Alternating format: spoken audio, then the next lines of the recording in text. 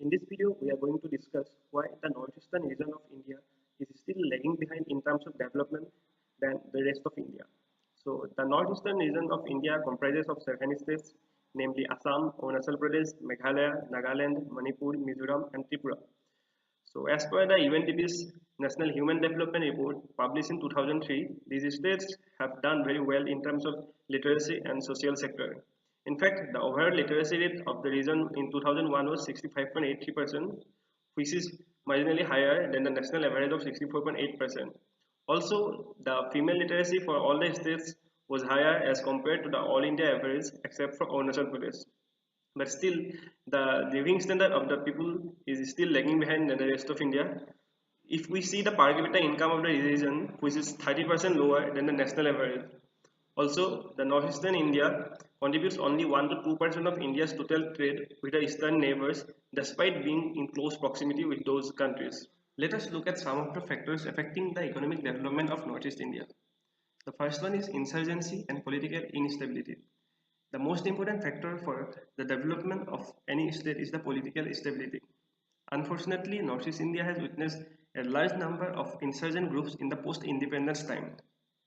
All these movements have been suppressed by the government of India, but still this is one of the reasons why many industrialists don't come to the northeastern region for setting industries. The next reason is poor connectivity. Northeast India is connected to the rest of India geographically only by a thin corridor located in Siliguri, which is also called as the chicken snake.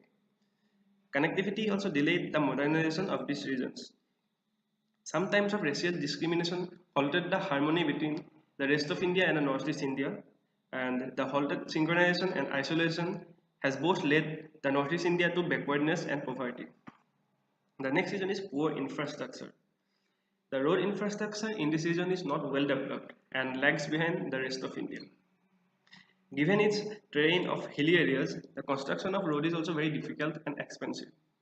The Indian Railways also has not touched all the states till date.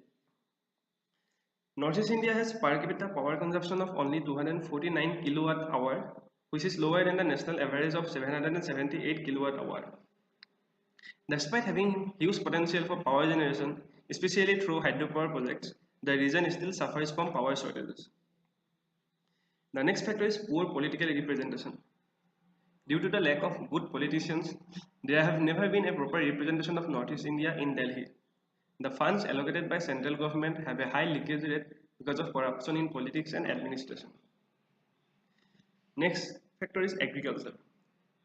Northeast India is largely a tribal area which is mainly dependent on agriculture. Despite having a large geographical area, the land available for cultivation is actually low and the productivity is also very low.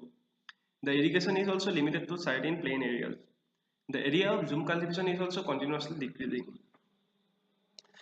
So another major factor is illegal immigrants. Large scale of illegal migration from Bangladesh to Assam and other states has generated an identity crisis and a resource scarcity in Northeast India. This has resulted in a threat to internal security and political imbalance. One more factor is natural causes. Most of the states in northeastern region are hilly and therefore setting up of industry is not feasible geographically. It is also sparsely populated in some areas. Flood occurs every year in some places like Brahmaputra Valley, causing a lot of damages. Moreover, the whole region falls in high seismic level called as Zone 5. Given its geographical location and the logistic advantage in trade with India's eastern neighbors, the northeastern region has the potential to transform into India's gateway to eastern economies. The government has realized this and hence focusing on the Act East policy. Thanks.